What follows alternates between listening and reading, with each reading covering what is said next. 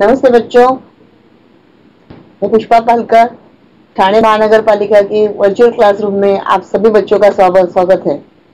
पहले पार्ट में हमने थोड़ा इस कविता का हम उस धरती की संतति है इस कविता का हमने अर्थ भावार्थ पढ़ा था। तो पीपीटी के जरिए मैं आपको थोड़ा कुछ और बताना चाहती हूँ ताकि आपकी ये रिवीजन पार्ट हो जाए। ठीक है बच्चों, तो ये रिवीजन पार्ट होने के लिए हम ये पार्ट फिर से ले रहे हैं। 10वीं कविता की हिंदी लोक भारती कक्षा 10वीं हम उस धरती की संतति है और इनके लेखक है उमाकांत मालवीय जी और कविता की विधा है बच्चों कव्वाली। और ये जो मैंने पीपीटी लिया है बनवाया है तो अपने वीडियो में सुनील दरेकर जी है, उनके काफी सारे वीडियोस है तो मुझे उनके वीडियोस बहुत अच्छे लगते हैं, उनकी पीपीटी बहुत अच्छी लगती है। तो कुछ पीपीटी फोटोज मैंने उनके लिए है, उनकी मैं बहुत शुक्रगुजार हूँ कि उनको बताए बिना मैं ये उनके फोटोज लेकर आपको पढ़ा रही हूँ। उद्देश्य मेरा सिर्फ इतना है कि बच्चों कि कोई भी पाठ और कोई भी कविता आपको इस तरह से समझ में आ जाए कि आप जब प्रश्नों का उत्तर लिखो, सादरीकरण करो तो आप में कोई भी कमी न रहे, इसलिए आपको अच्छे से समझ में आए, यही मेरा उद्देश्य है। ठीक है बच्चों, तो देखिए चलते आज हम 10वीं की हिंदी लोक भारती कक्षा 10वीं का हम उस धरती की संतति है और उनके लेखक जी है उमाकांत मालवीय, विधा है कव्वाली। ये पूरक पठन से है। ठीक है, आपकी पुस्तक में देखिए बच्चों 74 पेज नंबर है, उस पर ये कविता लिखी हुई है। पहले तो हम इस कविता को आज फिर से पढ़ने वाले हैं और मुझे यकीन है कि आप ये अच्छी तरह से पढ़ चुके हो। ठीक है बच्चों, तो पहले कविता पढ़ने से पहले आपको मैं फिर से एक बार रिवीजन के तौर पर परिचय दिलाती हूँ। उनका जन्म 1931 मुंबई महाराष्ट्र में हुआ है, उमाकांत मालवीय जी का, और इनकी मृत्यु 1982 इलाहाबाद उत्तर प्रदेश में हुई है। इनका परिचय भावों की तीव्रता और जन सरकारों की रेखांकित करने वाली रचनाकारों में उमाकांत मालवीय जी का स्थान अग्रणी रहा है। हिंदी साहित्य में आपको नवगीत का भगीरथ कहा जाता है। मतलब वे जो शुरुआत होती है, जैसे भगीरथ ऋषि मुनि ने जब हमारी धरती पर पानी लाया हम सबके लिए शंकर जी के जटा के धर से, तो ऐसे कहते हैं कि भगीरथ प्रयत्न यानी कि उन्होंने जो प्रयत्न किए, प्रयत्नों की पराकाष्ठा की और सब वो यशस्वी हो गए। तो आपने कविता के अतिरिक्त खंड काव्य, निबंध तथा बाल उपयोगी पुस्तकें भी लिखी है।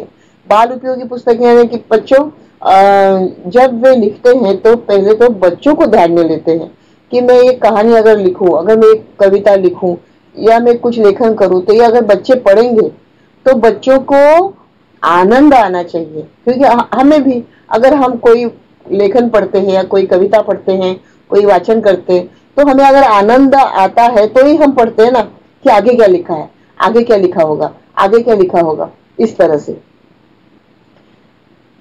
इसलिए वे आनंद के तौर पर लिखते हैं। ठीक है बच्चों, आगे देखिए उनकी प्रमुख कृतियां हैं मेहंदी और महावार, देवकी, रक्तपथ, सुबह, रक्तपलाश की, कविता संग्रह आदि ये सब प्रसिद्ध है। आगे देखिए इनका पद्य संबंधी क्या कहा जाता है कि ये जो कविता है कव्वाली, प्रस्तुत कविता कौन सी है, हम उस धरती की संतति है। हाँ, ये पूरक पठन से है और लेखक जी है उमाकांत मालवीय और विधा है कव्वाली। ये आपको ध्यान में रखना ताकि आपके 2 गुण पक्के हो जाएंगे। ओके, आगे देखिए कव्वाली का ये इतिहास भारत का 100 वर्ष पुराना है। मतलब 100 साल से ये कव्वाली चलती आ रही है। किसी एक विषय को लेकर लड़के या पुरुष गण, लड़कियां या स्त्रीगण एक विषय पर चर्चा करते हैं, उस बात को अपनी ओर से, अपनी तरफ से और ठोस सबूत देते हुए, श्रेष्ठत्व बताते हुए उस चीज को अपने संवादों में लाते हैं। और कौन हारता है कौन जीतता है, मैंने पहले वीडियो में आपको बताया था कि एक मराठी में जैसे कविता है कि कोण होतास तू, काय झालास तू, अरे वेड्या कसा वाया गेलास तू। तो इस कव्वाली में, मराठी कव्वाली में सभी ऐतिहासिक और पौराणिक पुरुष के शौर्य गाथा बताई गई है। उसी तरह जब लड़के भी बोलते हैं और वो लड़की को कि कोण थी तू, क्या थी तू और तू क्या बन गई, कोण होतीस तू, काय झालीस तू, अगं वेडे कशी, वाया गेलीस तू। इस तरह से वो आगे आगे बताते हैं कि कैसी थी रानी झांसी वाली, कैसी थी पद्मिनी जवाहर वाली, कैसी थी महात्मा फुले जी की वो सावित्री बाई, मतलब सबके नाम लेते लेते उनको बताते कि ऐसी सब महिलाएं थी, ऐसी सब शौर्य वीरांगना थी, और तुम क्या हो, आप क्या हो, कौन हो आप। इस तरह से वे लड़ते हैं और फिर आखिर में बोलते हैं कि अरे हम आपस में क्यों लड़ रहे हैं, क्योंकि आप भी हमारे लिए अच्छा बता रहे हो, मतलब हमारा ही गुणगान गा रहे हो और हम भी आपका ही गुणगान गा रहे हैं, फिर हम लड़ क्यों रहे हैं, बरोबर। म्हणजे आम्ही दोघं जण म्हणतोय बोलतोय पण आम्ही एकाच विषयावर बोलतो आहे, कुठलं की स्त्री श्रेष्ठ आहे आणि पुरुष श्रेष्ठ आहे। मग जर स्त्री श्रेष्ठ आहे पुरुष श्रेष्ठ आहे, दोघंही श्रेष्ठ आहेत, पण आपण ह्या भारतातलेच आहोत ना, आपणच आहोत ना, म्हणजे तुम्ही आम्ही काय आहोत, एक आहोत। तो उसी तरह बच्चों इस कविता में भी यही बताया गया है कि हम उस धरती की संतति है। तो इस कव्वाली में देखिए, कव्वाली एक लोकप्रिय काव्य विधा है। यह तारीफ या शान के गाया जाता है। प्रस्तुत कव्वाली में कवि ने दो दलों के नोक-झोंक पेश करते हुए शूरवीर ऐतिहासिक स्त्री पुरुष पात्रों का वर्णन किया है। स्त्री पुरुष पात्रों का वर्णन किया है, पौराणिक पात्र ध्रुव, भरत, प्रहलाद, सावित्री, सीता, और ऐतिहासिक पात्र रजिया सुल्ताना, दुर्गावती, रानी लक्ष्मीबाई, चांद बीबी, पद्मिनी, जयमल पत्ता। इनके सब गुणों के शौर्य गाथा का वर्णन किया है। जहां स्त्री पुरुष को भारत माता के रथ के दो पहिए बताया गया है, यहाँ गाते समय पहला पद लड़कों का समूह है, दूसरा पद लड़कियों का समूह है और अंतिम पद दोनों समूह मिलकर प्रस्तुत करते हैं। ठीक है, अभी देखिए, पहले तो मैं आपको आगे की पीपीटी करती हूँ। हाँ देखिए, संतति यानी कि बच्चे, संतान, और चाइल्ड। ओके, हम यानी कौन, गुरु हमारा।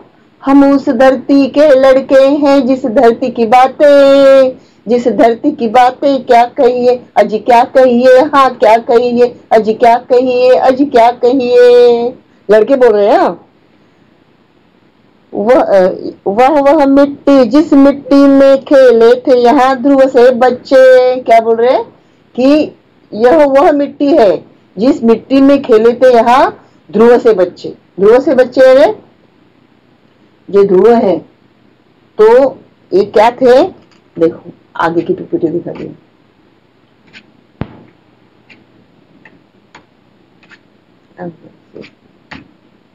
तो पीछे करो बात। ध्रुव ये जो राजा उत्तानपाद और रानी सुनीति के पुत्र थे। राजा उत्तानपाद जी को दो बीवियां थी और सुनीति उनकी साधी बीवी थी।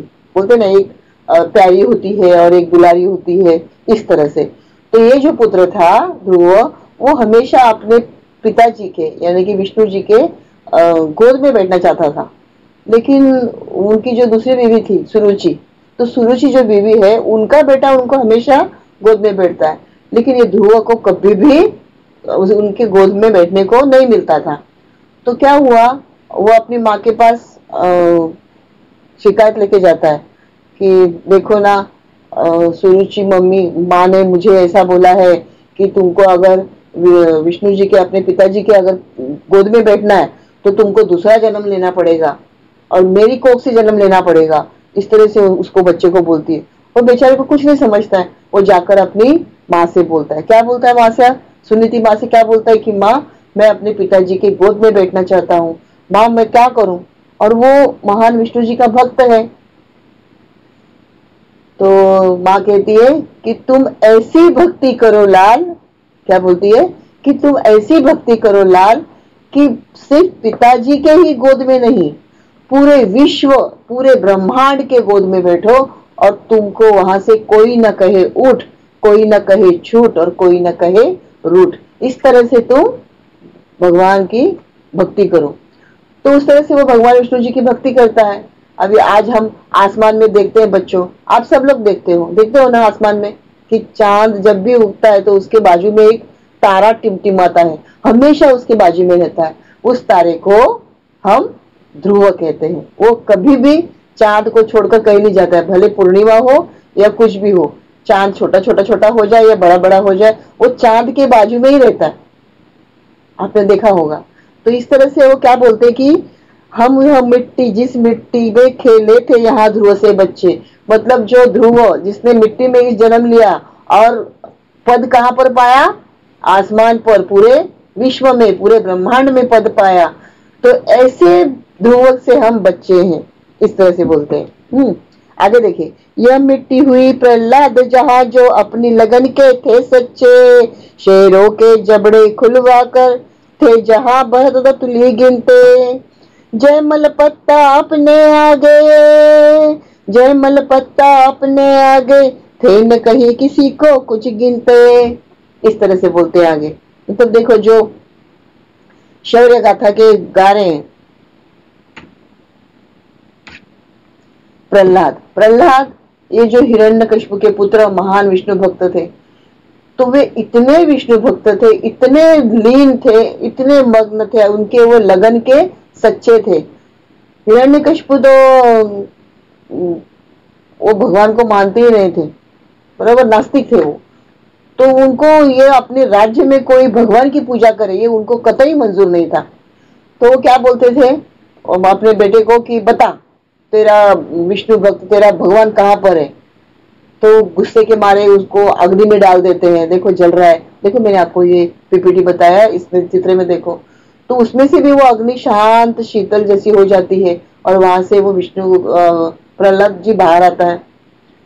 बोलते बता कहाँ है, इस पेड़ में है, तो पेड़ को तोड़ देते हैं। बता इस दरवाजे में है, दरवाजा तोड़ दे। बता इस खंबे में है, तो खंबे को तोड़ देते हैं। इस तरह से वो बता तुम्हारा भगवान कहाँ पर है, मैं उसे देखना चाहता हूँ।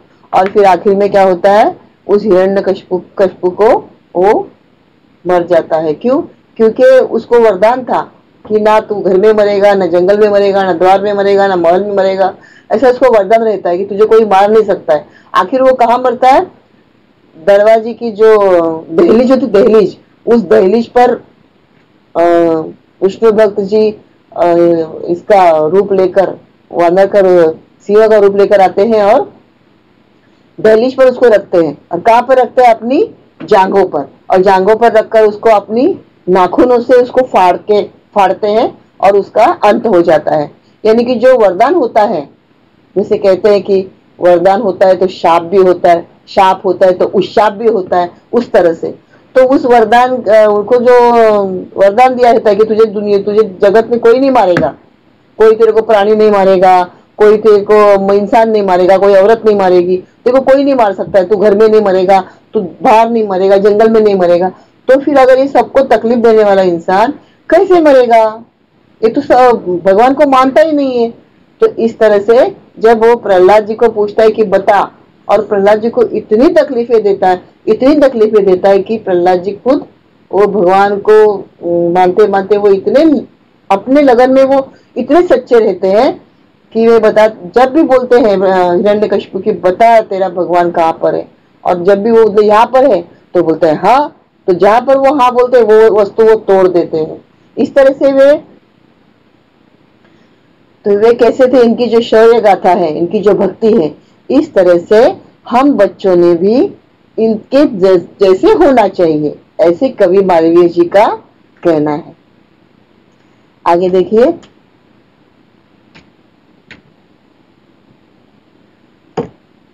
यह मिट्टी हुई प्रहलाद जहां जो अपनी लगन के थे सच्चे, शेरों के जबड़े खुलवा कर थे जहां भरत दतुली गिनते, जय मल पत्ता अपने आगे थे न कहीं किसी को कुछ गिनते, इस कारण हम तुमसे बढ़कर हम सबके आगे चुप रहिए अज चुप रहिए, हाँ चुप रहिए अज चुप रहिए, हम उस धरती के लड़के हैं, इस धरती के आगे चुप रहिए। अभी ये भरत जो राजा भरत थे, वे क्या करते थे, जब जंगल में जाते थे तो शेर को पकड़कर जैसे छोटे बच्चों को उठाते हैं उस तरह से वो, जैसे अपन पालतू जानवर को संभालते हैं ना, उस तरह से वो शेर को लेकर आते थे और शेर को लेकर आके क्या करते थे, उनके साथ खेलते थे। उनके जबड़ा, मुंह का जो जबड़ा होता है, अपना अपना चेहरा, वो खोल कर उनके दांत गिनते थे। तो क्या कह रहे हैं वो लेखक, क्या कहना चाहते हैं कि ऐसे शौर्यवान, ऐसी वीरतावान लोग थे यहाँ पर कि जे प्रहलाद जैसे, भक्त प्रहलाद जैसे और भरत जैसे, जो शेरों के जबड़े खुलवाकर उनके दतुली गिनते थे। तो ऐसे दतुली गिनने वाले शौरवीर, उनके जैसे हमें बनना है। जयमल पत्ता ये चित्तौड़ के थे, तो इन्होंने भी यही किया कि ये लड़ाई करते करते उनके तो पैर में, शरीर में इतने तीर गए, लेकिन फिर भी उन्होंने हार नहीं मानी। उन्होंने अपना राज्य जितवा कर फिर अपने प्राण त्याज दिए। तो इस तरह से हमें भी शौर्यवान होना चाहिए। इसलिए ये लड़के क्या कहते हैं कव्वाली के जरिए, यह मिट्टी हुई प्रहलाद जहां जो अपनी लगन के थे सच्चे, शेरों के जबड़े खुलवा कर थे जहां भरत दतुली गिनते, जयमल पत्ता अपने आगे थे न किसी को कुछ गिनते। इस कारण हम तुमसे बढ़कर, क्या बोल रहे लड़के, कि इस कारण हम तुमसे बढ़कर है, हम तुमसे बढ़कर हम सबके आगे चुप रहिए, अज चुप रहिए, हाँ चुप रहिए, क्योंकि हम उस धरती के शौर्यवान, वीरवान, वीरता वाले बच्चे हैं, लड़के हैं, हमारे सामने तुम कुछ भी नहीं। इस तरह से वे लड़के लड़कियों को बोलते हैं। जयमल और पत्ता ये दो जन थे। अब ऐसे जयमल जी है वे मीरा जी के भी ये थे, भाई थे। चित्तौड़ के महान शूरवीर ये योद्धा थे और लड़ाई करते करते वे इन्होंने अपनी जान दे दी। आज भी चित्तौड़ में उनका क्या बोलते हैं इसको, पुतला, स्टैचू इस तरह से बनाया गया है कि लोग शौर्यवान पुरुष, धैर्यवान पुरुष, इसलिए उनकी पूजा की जाती है। तो इस तरह से मुझे तो यहाँ से ये इनका पीपीटी मिला है कि जयमल और पत्ता ये दो शौर्यवीर थे। ओके। भरत दुष्यंत एवं शकुंतला के पुत्र थे। ठीक है, तो इनके नाम पर ही हमारे देश का नाम भारत पड़ा है। तो ये जो भरत जी है, इसमें बताया गया है कि वे क्या करते थे, शेरों के जबड़े खुलवाकर दतुली यानी कि छोटे बच्चों के दांत, क्या कहते हैं, छोटे बच्चों के दांत, जैसे हम छोटे बच्चों के दांत गिनते हैं ना, उस तरह से दांत गिनते थे। ठीक है, आगे देखिए। अभी लड़कियां बोलती हैं, बातों का जनाब शहूर नहीं, शेखी न बघारे, शेखी न बघारे, चुप रहिए, हाँ चुप रहिए, हाँ चुप रहिए, हम उस धरती की लड़की है, जिस धरती की बातें, जिस धरती की बातें क्या कहिए, अजी क्या कहिए, अजी क्या कहिए। अब ये लड़कियों का उत्तर है। ठीक है बच्चों, अभी देखो, जनाब, जनाब यानी क्या बोलते ना, हेलो मिस्टर, ओ ऐकलं का, ऐसा बोलते ना हम लोग, हेलो ऐसा बोलते हैं ना, जनाब यानी कि श्रीमान जी, उस तरह। बातों का जनाब शहूर नहीं, शहूर यानी क्या, ढंग, ढंग, शहूर यानी बुद्धि, योग्यता, मतलब आप में बुद्धि नहीं है, योग्यता नहीं है, और अगर है भी तो आप क्या कर रहे हो, उसकी शेखी बघार रहे हो, घमंड कर रहे हो। तो इतना घमंड करने की आपको जरूरत नहीं है। तो लेखक जी कहना चाहते हैं कि इसलिए आप क्या करिए, चुप रहिए, मतलब आप कुछ भी मत बोलिए, इस तरह से एकदम चुप रहिए। तो अपनी ही प्रशंसा करना, कुछ पूछो ही मत। क्या बोल रहे हैं कि आप कुछ भी मत बोलो, अपनी प्रशंसा मत करो। क्यों? क्योंकि आपको बात करने का ही ढंग नहीं है, आपको सच्चाई मालूम नहीं है, तो आप क्यों इस तरह से बोलते हो, इस तरह वो कहना चाहते हैं। ठीक है, देखिए बच्चों आगे। अज क्या कहिए, हाँ क्या कहिए, अज क्या कहिए, अज क्या कहिए, जिस मिट्टी में लक्ष्मीबाई जी जन्मी थी झांसी की रानी, रजिया सुल्ताना दुर्गावती जो खूब लड़ी थी मर्दानी, जन्मी थी बीबी चांद जहां पद्मिनी की जौहर की ज्वाला, सीता सावित्री की धरती जन्मी ऐसी ऐसी बाला, बाला लड़की, लड़की है, गर्ल्स। गर डिंग जनाब उड़ाएंगे, डिंग यानी डिंग, मैंने दिया डिंग यानी कि तुम अगर खुद को घमंड करोगे, डिंग जनाब उड़ाएंगे तो मजबूरन ताने सहिए, ताने सहिए, ताने सहिए, ताने सहना यानी कि मन को लगने वाली, चुभने वाली बातें, चुटकीली बातें जो मन को ठेस पहुंचाती है, ऐसे ऐसे हम आपको ताने देंगे, इस तरह से वे लड़कियां कहती है। अभी जिस मिट्टी में लक्ष्मीबाई जी जन्मी थी, झांसी की रानी, बराबर।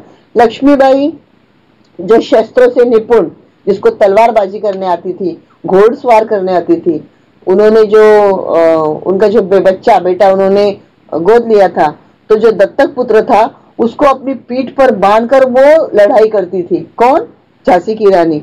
और उन्होंने क्या प्रण किया था कि मैं अपनी झांसी नहीं दूंगी।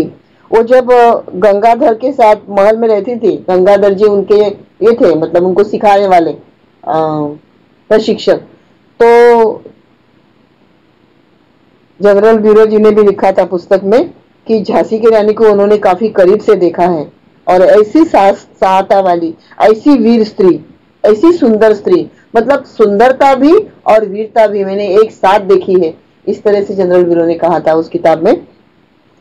तो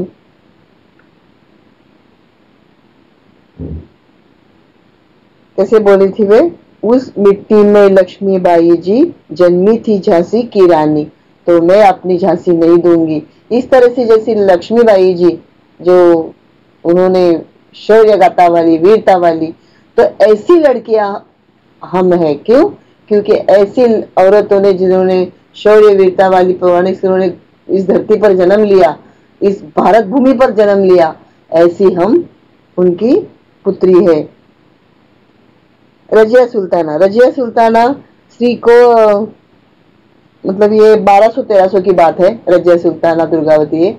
तो उस जमाने में तो पर्दा नशीन हुआ करती थी औरतें, वो तो बाहर भी नहीं निकलती थी, बाहर तो क्या अगर घर में किचन से भी बाहर नहीं निकलती थी, बराबर है। तो उस जमाने में मतलब इस कालखंड में वे दिल्ली पर राज करती थी, रजिया सुल्ताना, बराबर है। तो दिल्ली पर राज करते हुए वहां के औरतों की जो वेशभूषा थी वो कैसी थी? पर्दानशी, मतलब पूरे पैर के नाखून से लेकर सर के बाल तक पूरा शरीर ढका हुआ रहता था। लेकिन वे जब दिल्ली पर राज करती थी तो उन्होंने ऐसा अपना वेश पुरुष के जैसा वेश बनाया था, और वे कभी अपना चेहरे को ढकती नहीं थी। जब भी वह अपने महल में अपने तख्त पर बैठती थी और कोई फरमान छुड़ाती थी, बोलती थी, तब वे सब उसकी बातों को देखकर, बातों को सुनकर, उनकी वीरता को देखकर सभी लोग कांप जाते थे। ठीक है, तो इस तरह से। दूसरी दुर्गावती जो चंदेरी राजा की पुत्री थी, बराबर। तो जब उनको गुणवान राज्य जीतना था, जबलपुर में, कहते हैं कि मध्य प्रदेश में जबलपुर में अकबर ने जब आसफ खान से कहा कि हमें गुणवान जीतना है, तो उसको आसफ खान को क्या करना था? उनको दासी बनाना था, बराबर है, दासी बनाना था। तो उन्होंने बोला कि मैं तो दासी नहीं बनूंगी, और उसने आखिर अपने प्राण त्याग दिए थे। खुद को उन्होंने तीर मार कर लिया, क्योंकि जब वो लड़ाई में लड़ रही थी उस वक्त उनकी आंख में तीर गया था बाण, और उनके पैर में तीर गया था। तो वे बोली कि अभी तो मैं मरने वाली हूँ, लेकिन ये लोग मुझे क्या करेंगे? जिंदा रखकर मेरे हाल हाल कर देंगे, मुझे मौत भी नसीब नहीं होगी और जीवन भी नसीब नहीं होगा। इसलिए वो क्या बोलती है अपने आधार सिंह को, आधार सिंह उसका उनका जो ये था, साथीदार था, उनको कहती है कि मुझे आप मार दो, मतलब मुझे तीर से मार दो या मेरी जान ले लो, नहीं तो ये आक्रमण करने वाले जो ये सब राइलो मेरा क्या करेंगे? हाल करेंगे। तो उसको हिम्मत नहीं हुई आधार सिंह को, और आखिर में उन्होंने क्या किया? खुद को मार कर खुदकुशी कर ली कि मैं इनके अकबर के और ये आसफ खान के हाथ में मैं ना जाऊं, इस तरह से। तो ऐसी जो वीरता वाली औरतें हैं, तो इस वीरता वाली औरतें जो हमारे स्त्रियां हैं, वीर प्रधान, और शौर्य गाथा वाली। तो ऐसे भारत भूमि पर हमने जन्म लिया है, ऐसी ये लड़कियां बोल रही हैं। लक्ष्मीबाई झांसी की रानी, महान वीरांगना। आपने तो ये तस्वीर काफी जगह देखी होगी। देखो किस तरह से उनकी तस्वीर, किस तरह से घुड़सवार करती थी, किस तरह से घोड़े पर सवार होती थी। मतलब उनको देखकर हमें प्रेरणा मिलती है कि हमें हमारी जिंदगी किस तरह से जीना चाहिए। हाथ में तलवार लिए किस तरह से वे घोड़े पर टाप पर चढ़ती थी और किस तरह से शत्रु पर आक्रमण करती थी, और आखिर तक उन्होंने अपनी झांसी नहीं दी थी। आगे देखिए रजिया सुल्ताना जी, उनका पहराव देखिए, वे भी किस तरह से घोड़े पर सवार थी। देखिए उनका पहराव, किस तरह से वे दुश्मनों से लड़ती थी। दिल्ली के सुल्तान अल्तमश की बेटी थी वे। किसकी बेटी थी? दिल्ली के सुल्तान के अल्तमश की बेटी। देखिए किस तरह से उन्होंने वो घोड़े पर सवार हुई है। मतलब उनको देखकर हमारा खून ऐसे ये होने लगता है कि अरे मैं भी क्यों ना ऐसा बन जाऊं। बराबर है। तो ऐसी वीरांगना, ऐसी वीरता वाली स्त्रियां हैं। तो ऐसे भारत देश में हमारा जन्म हुआ है, तो इसलिए आप शेखी मत बघारो, ऐसे लड़कियां बोल रही हैं। आगे देखिए,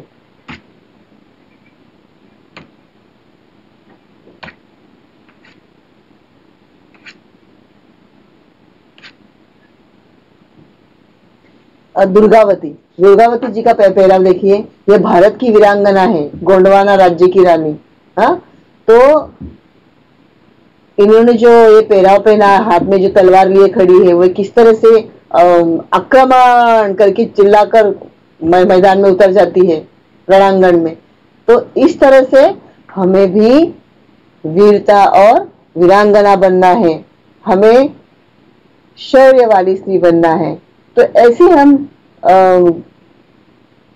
भारत की जो ये वीरांगना है, इनके जैसी हम बेटी है, जैसे हम इनके जैसे हमारे में गुण है। तो आप हमारे आगे चुप रहिए, इस तरह से लड़कियां बोलती हैं। आगे देखिए, चांद बीबी। चांद बीबी अहमदनगर राज परिवार की गुणी स्त्री, वो भी एक बहादुर स्त्री थी। देखिए किस तरह से वे घोड़े पर सवार थी, किस तरह से उनका पहरावा है। देखिए मतलब ये जो हमारे आपको मैं सभी दिखा रही हूँ, क्यों दिखा रही हूँ कि ये जो लड़कियां हैं, लड़कों को बता रही है कि हम क्या है। तो हम इस वीरांगना की जैसी, इस शौर्यवान स्त्रियों की जैसी हम भी वीरांगनाएं हैं। तो हमारे आगे आप चुप रहिए, कुछ मत कहिए, बिल्कुल चुप रहिए, इस तरह से बोलती है। आगे देखिए, पद्मावती। पद्मावती ये तो अभी तो फिलहाल एक कोई फिल्म भी निकली थी पद्मावती जी पर। चित्तौड़ के राजा रतन सिंह की पत्नी। अपनी सुंदरता के लिए वे अतिशय प्रसिद्ध थी। अलाउद्दीन खिलजी ने उनकी सुंदरता के कारण चित्तौड़ पर आक्रमण किया था। राजपूत खूब लड़े, इतने लड़े कि वे लड़ लड़कर उनके पुरुषगण खत्म हुए। अंत में वीरांगना पद्मावती ने किले में जौहर किया। जैसे हम लोग देखो एक दूसरे से मिलते हैं तो क्या बोलते हैं, प्रणाम, नमस्ते, इस तरह से बोलते हैं ना, हेलो, हाय। तो राजस्थान में क्या बोलते हैं, ये जो जाति है इनकी, पद्मावती जी जाति से है राजस्थान में, मारवाड़ में। तो वे जब एक दूसरे से मिलते हैं तो क्या बोलते हैं, जौहर माए बाप। क्या बोलते हैं, जौहर माए बाप। और जब शत्रु उन पर आक्रमण करता है, शत्रु जब उनकी दहलीज पर आक्रमण करता है, तब वे क्या करती है, वो जानती है कि अभी अगर हम इनके हाथ में लग गई तो क्या हो जाएंगे, मर जाएंगे और हमारा चरित्र खत्म हो जाएगा। तो वो अपना चरित्र किसी के हाथ में नहीं देती। तब वे क्या करती है, सब एक साथ मिलकर जौहर जलाती है। जौहर यानी कि आग, अग्नि। ये क्या है, राजस्थान की प्रचलित प्रथा है। वहां पर स्त्री अग्नि प्रवेश करती है। जैसे पहले पति मरता है तो पति के साथ में वे खुद को भी जला देती है उचिता के साथ में। तो इस तरह से अगर पति मर गया तो जीकर क्या करना है, इस तरह से। तो अगर समझो दहलीज पर अगर शत्रु ने आक्रमण किया तो शत्रु क्या करने वाला है, उनकी लज्जा के साथ खेलने वाला है, उनका चरित्र खराब करने वाला है। तो इस तरह से वे अपना चरित्र किसी के हाथ न लगे, इस तरह वे क्या करती है, अग्नि में एक बड़े कुंड में अग्नि जलाती है और सब स्त्रियां मिलकर अग्नि में प्रवेश करती है। ठीक है बच्चों, तो पद्मावती जी के बारे में आपको अच्छे से मालूम हुआ। आपको परीक्षा में इस तरह से पूछा जाएगा बच्चों कि पौराणिक पात्र और ऐतिहासिक पात्र के आप क्या करो, वर्गीकरण करो। तो उस वक्त आपको इस तरह से वर्गीकरण करना है। पौराणिक पात्र ध्रुव, भरत, प्रहलाद, सावित्री, सीता, और ऐतिहासिक पात्र प्रज्ञा सुल्ताना, दुर्गावती, रानी लक्ष्मीबाई, चांद बीबी, पद्मिनी और जेमल पत्ता। इस तरह से आपको करना है। ठीक है बच्चों, आगे देखते हैं।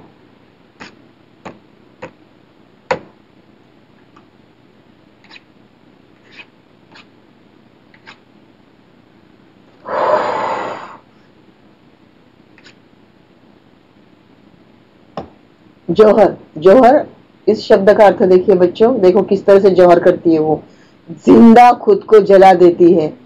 हमको अगर जरा सी ठेस लग जाए, जरा सा खून आ जाए, या जरा सी हमें कोई आंच लग जाए, कोई खून निकल जाए, तो किस तरह से हमारा दिल, हमारी जान तड़प उठती है।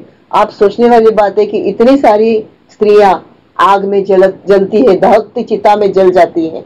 राजपूतों के युद्ध के समय की एक प्रथा, जिसके अनुसार नगर में या गढ़ में शत्रु का जब प्रवेश निश्चित होने पर उनकी स्त्रियां दहकती चिता में जल जाती है। इसे क्या कहते हैं बच्चों? जौहर कहते हैं। इस तरह से आप ये याद रखो।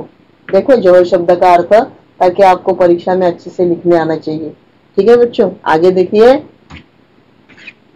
सीता, सीता जी के बारे में तो आपको सबको मालूम है। जब ये राजा जनक की बेटी है, और जब राजा जनक जमीन धरती मैया को खेती करने के लिए जमीन काट रहे थे, तो उस वक्त क्या हुआ, उनको एक पेटी मिली। उस पेटी में ये सीता जी का उनको पुत्री मिली, और उन्होंने उनका नाम रखा सीता। तो जनक राजा की बेटी, इन्हें जानकी नाम से भी जाना जाता है। और ये कौन है? श्री राम जी की पत्नी। इन्होंने भी अपने चरित्र गुण से और अपने अच्छी वाणी से अपने पूरे परिवार का और अपने पति का इस तरह से ख्याल रखा कि उन पर इतनी आपत्तियां आई। रावण भी उनको उठाकर लेके गया था, लेकिन उनके चरित्र पर कोई आँच नहीं आई। तो इस तरह से जो सीता मैया थी, वे भी कौन थी? चरित्रवान स्त्री, हमारे भारत देश की ये एक शौर्यवान स्त्री थी। आगे देखिए बच्चों, सर पीछे लीजिए एक मिनट। सावित्री, सावित्री इस सत्यवान जी की पत्नी थी, महान पतिव्रता स्त्री थी। इन्होंने यम के अपने पति के प्राण छुड़ाए थे। किस तरह छुड़ाए थे? देखो बच्चों, जब यम उनके पति के प्राण लेने के लिए आया, तो वे संवाद करती है किससे? यम जी से, कि मैं आपके थोड़े दिन के लिए मेरे पति को रख दीजिए, अभी अभी मेरी शादी हुई है, आप मेरे पति को मत लेके जाइए, मेरा पति की जान मत लीजिए। इस तरह से वे यम से संवाद करती है।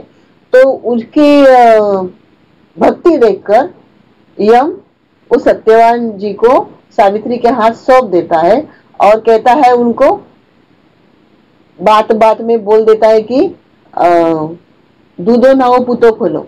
इसलिए उसको वरदान देता है कि तू अच्छे बच्चों की माँ बनेगी। तो वे बोलती है कि अभी आपने वरदान दिया कि मैं अच्छे बच्चों की माँ बनूंगी, तो मुझे बताइए भला, अगर मेरे पति मेरे साथ में नहीं रहेंगे तो मुझे बच्चे कैसे होंगे? तो वे प्रश्न में पड़ जाते हैं यम जी। फिर यम जी बोलते कि आप पतिव्रता तो हो ही, लेकिन आप उसके साथ क्या हो? सुंदर भी हो और होशियार भी हो, बुद्धिमान भी हो। तो यम वापस चला जाता है और सत्यवान को अपनी सावित्री जी के पास छोड़ जाता है। तो इस तरह से बुद्धिमान स्त्री हमारे भारत देश की, बराबर है ना बच्चों? तो किस तरह से वे उससे संवाद, कपट संवाद कर कर अपनी होशियारी के बल पर अपने पति को यम के हाथों से उनके प्राण छुड़वा कर लाती है। ठीक है, आगे देखिए।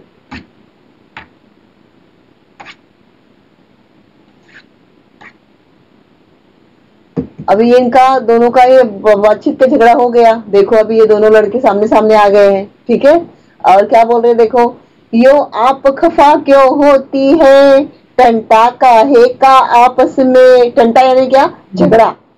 खफा नाराजी, अप्रसन्नता। हमसे तुम या तुमसे हम बढ़ चढ़ कर क्या रखा इसमें, झगड़े से ना कुछ हासिल होगा, रख देंगे बातें उलझा के। इस बात पते की इतनी है, ध्रुव या रजिया भारत माँ के, भारत माता के रथ के हैं हम दोनों, दो दो पहिए दो दो पहिए दो दो पहिए दो दो पहिए। हम उस धरती की संतति है, इस देश की बातें क्या कहिए, इस देश की बातें, इस धरती की बातें क्या कहिए, इस धरती की बातें क्या कहिए।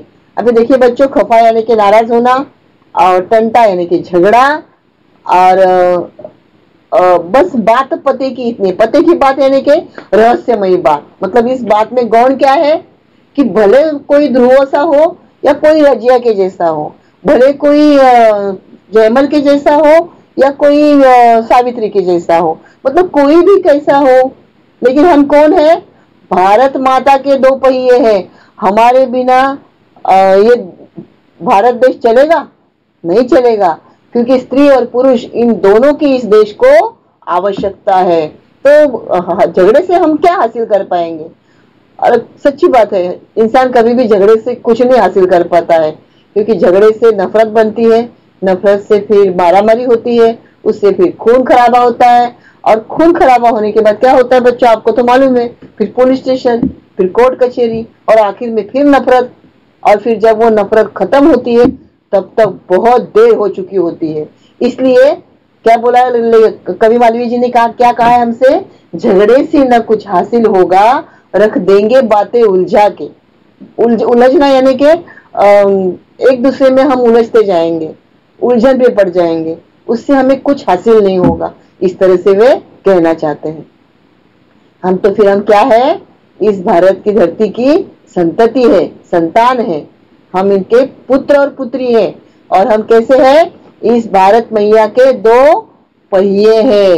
देखिए आपको ये दो चित्र दिखाए हैं, एक लड़के और एक लड़कियां, उन्होंने किस तरह से संवाद किए हैं, और ये सुनील दरेकर जी ने किस तरह से इस संवाद के जरिए, इस कविता की पंक्ति के जरिए और इनके शब्दों के जरिए और किस तरह से आपको समझाया है। इस तरह से मैंने ये पीपीटी ली है, इनकी मैं फिर से शुक्रगुजार हूँ। ठीक है बच्चों, आगे देखिए,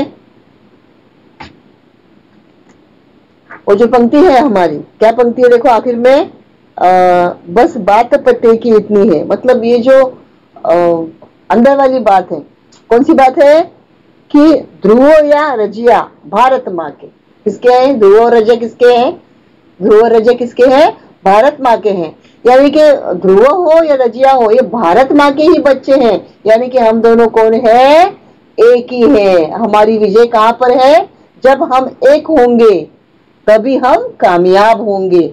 हम बोलते हैं ना, हम होंगे कामयाब, हम होंगे कामयाब एक दिन, हाँ हाँ मन में है विश्वास, पूरा है विश्वास, हम होंगे कामयाब एक दिन। तो कैसे होंगे कामयाब, जब हम एक दूसरे को एक मानेंगे, और एक मानकर इस धरती की हम क्या करेंगे, प्रगति करेंगे। ठीक है बच्चों, आगे देखिए, भारत माता की रथ के हम दो पहिए, देखो किस तरह से पहिए दिखाए हैं। देखो ये जो भारत माता है और ये तिरंगा है।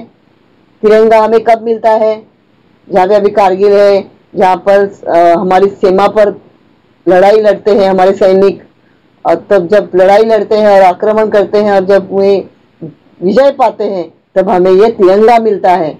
हमारी भारत माँ को क्या मिलता है, तिरंगा। लेकिन तिरंगा कब मिलेगा, जब हम एक रहेंगे। देखिए अभी ये रथ, आपको अगर आप समझो ये रथ अगर एक बाजू का पहिया अगर निकल जाएगा तो ये रथ आगे चलेगा, नहीं चलेगा ना बच्चों, नहीं चलेगा। अगर समझो ये रथ का पहिया वो साइड का अगर निकल गया तो ये रथ आगे चल पाएगा, नहीं चल पाएगा। तो ये जो दो रथ के जो दो पहिए, रथ के जो दो पहिए हैं, वो एक है स्त्री का, दूसरा है पुरुष गण का, और उस पर हमारी कौन है, ये भारत माता प्रविष्ट हुई है इस तरह से। तो हमें क्या करना चाहिए, भारत माता के रथ के हम जो दो पहिए, हमें साथ चलना है इस तरह से। आगे देखिए, अभी मैं आशा करती हूँ बच्चों कि आपको ये कविता अच्छे से समझ में आई होगी। आगे देखिए हिंदी लोक भारती 10वीं कक्षा दूसरी इकाई का ये स्वाध्याय देखिए। ठीक है बच्चों, देखिए स्वाध्याय, ये आपने वीडियो पॉज करके लिखने लाए।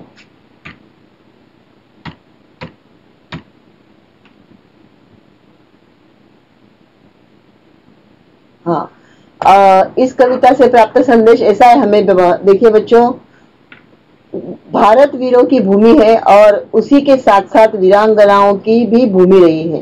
प्रस्तुत कव्वाली में लड़के और लड़कियां दोनों अपने आप को बहुत श्रेष्ठ मानते हैं। लड़के शूरवीरों और लड़कियां वीरांगनाओं के शौर्य की बातें एक दूसरों को सुनाते हैं, एक दूसरों से बहस करते हैं और कहते हैं कि हम इस धरती की संतति है। अंत में लड़कों को और लड़कियों को यह महसूस होता है कि आपस में झगड़े करने से कुछ भी प्राप्त नहीं होगा। दोनों भारत माता के रथ के दो पहिए और समान हैं। स्त्री व पुरुष एक समान होते हैं, कोई एक दूसरे से बड़ा या छोटा नहीं होता है। दोनों का अस्तित्व देश समाज के लिए अत्यावश्यक है।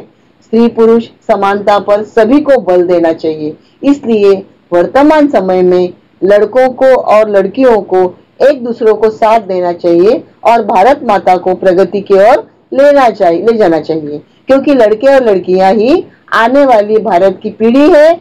हमारे देश में स्त्री पुरुष समानता हमेशा बनी रहे, यही संदेश इस कविता से प्राप्त होता है। आगे देखिए,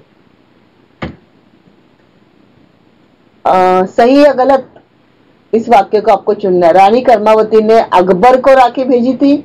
नहीं, गलत। रानी कर्मावती ने हुमायूं को राखी भेजी थी। भरत के शेर के दांत गिनते थे? हाँ सही, भरत शेर के दांत गिनते थे।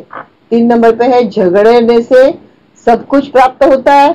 गलत, झगड़ने से कुछ भी प्राप्त नहीं होता, झगड़ने से बातें और उलझ जाएगी। ठीक है, आगे देखो, ध्रुव आकाश में खेले थे? गलत, ध्रुव कहाँ खेले थे? मिट्टी में खेले थे। इस तरह से आपको ये 3 गुण के लिए प्रश्न पूछा जाएगा। आगे देखिए बच्चों, विशेषता के आधार पर पहचानिए। भारत माता के रथ के 2 पहिए, लड़के लड़कियां, पुरुष और स्त्रियां। खूब लड़ने वाली मर्दानी, रानी लक्ष्मीबाई दुर्गावती। अपने लगन का सच्चा कौन था? प्रहलाद। और किसी को कुछ न गिनने वाले, जयमल पत्ता। ठीक है, ये एकदम अच्छे से याद करना बच्चों, आपको परीक्षा में 2 गुण पक्के होंगे। ठीक है, आगे देखिए, ये तो प्रश्न आपको परीक्षा में आएगा ही आएगा कि ऐतिहासिक और पौराणिक वर्गीकरण कीजिए। तो लक्ष्मीबाई, दुर्गावती, रजिया सुल्ताना, पद्मिनी, चांद बीबी और जयमल पत्ता, ये सब कौन है? ऐतिहासिक पात्र। और पौराणिक पात्र में आप क्या लिखोगे? सीता, सावित्री, ध्रुव, प्रहलाद और भरत जी। ठीक है, ठीक है बच्चों, अभी आशा करती हूँ कि आपको यह पाठ अच्छे से समझ में आया है, स्वाध्याय भी अच्छे से समझ में आया है और इसके सभी आपको पूरे के पूरे गुण मिलने चाहिए। ठीक है, और यह पाठ समाप्त हुआ। ऐसी में नमस्ते।